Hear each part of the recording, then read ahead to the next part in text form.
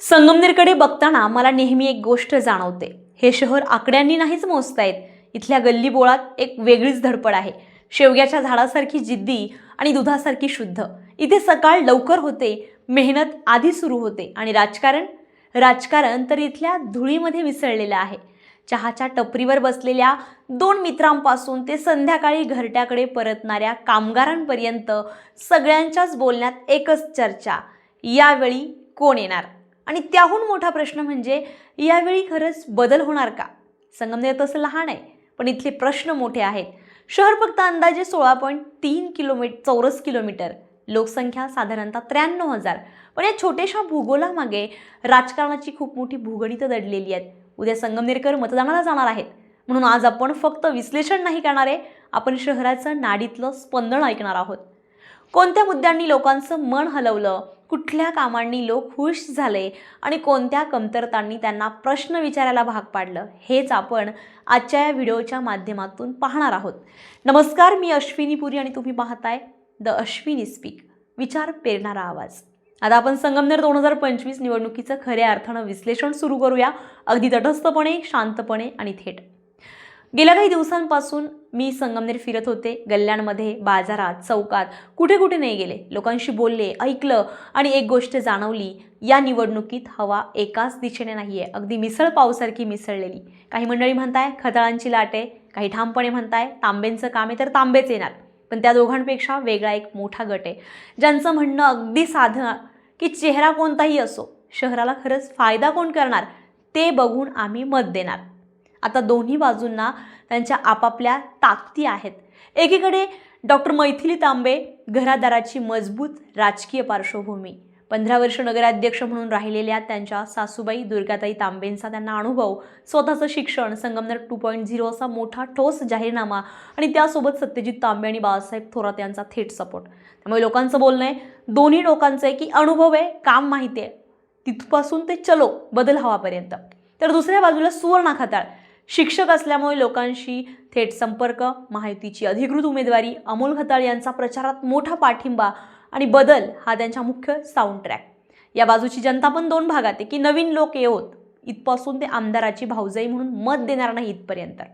पण हे सगळं पाहताना मला एक प्रश्न वारंवार डोक्यात येत होता, आपण खरंच कोणत्या मुद्द्यावर मतदान करतोय, नावावर की कामावर?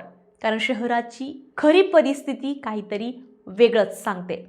संगमनेर हा छोटा भूगोल नाहीये. इथं भावना, इतिहास, उद्योग, शेती, दूध, लहान व्यवसाय, भरपूर गोष्टी मिसळलेल्या आहेत.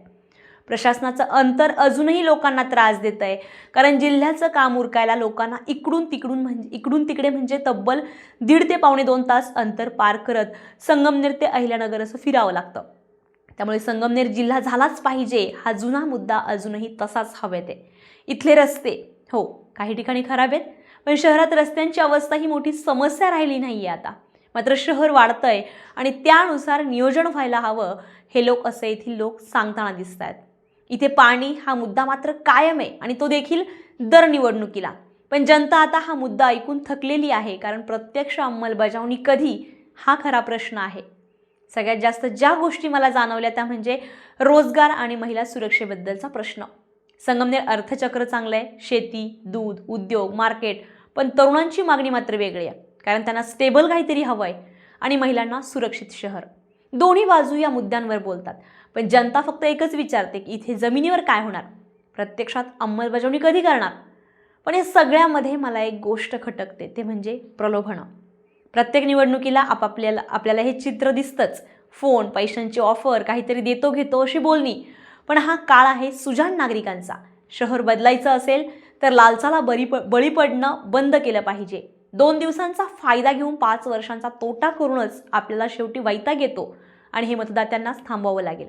कारण नेते बदललेत, सत्ता बदलली आहे, रंग बदललेत, पण मतदार जर बदलला नाही तर शहर तसंच राहील. म्हणून उद्या मतदानाला जाताना एकच विचार करा, हे शहर कोणाकडे सुरक्षित आहे, कोण बोलतंय यापेक्षा कोण काम करणार. जाहीरनाम्यातलं नव्हे तर प्रत्यक्ष डांबरी रस्त्यांवर, नळांमध्ये, व्यवसायांमध्ये, कॉलेजांमध्ये जाणवेल असं काम संगमनेरची पुढची 5 वर्ष आपण कोणाकडे सोपवतोय, हा निर्णय फार मोठा आहे आपल्यासाठी, आपल्या मुलांसाठी आणि या शहराच्या भविष्यासाठी. आज संगमनेरचं राजकारण नातेवाईक व्हर्सेस नातेवाईक असं दिसतंय, पण उद्याचं संगमनेर काम व्हर्सेस काम यावर उभं राहील. तर शहर खऱ्या अर्थ आणि तरच शहर खऱ्या अर्थानं बदलेल. निवडणुका पुन्हा येतील, पक्ष बदलतील, नेते बदलतील, पण शहर तसंच राहू नये. शहर बदलायला आपल्यालाच बदलायला लागेल. आणि शहर बदलायचं असेल तर मतदार सक्रिय असायला हवे, जागरूक असायला हवे, लालचापासून मुक्त असायला हवे. आणि या निवडणुकीत एकच गोष्ट लक्षात ठेवा, मत द्या विचार करून, जबाबदारीने. कारण मत म्हणजे एक बटन नाही आहे, तो आपल्या शहराचा 5 वर्षांचा करार असतो. आणि संगमनेरचं राजकारण आता केवळ भावना, नाती किंवा परंपरा यांच्यापुरतंच मर्यादित राहिलेलं नाही आहे. आज लोकांना नेमकं काय हवंय हे स्पष्ट जाणवतंय. लोकांना हवं आहे पारदर्शकता, विकास, सुरक्षितता आणि संधी.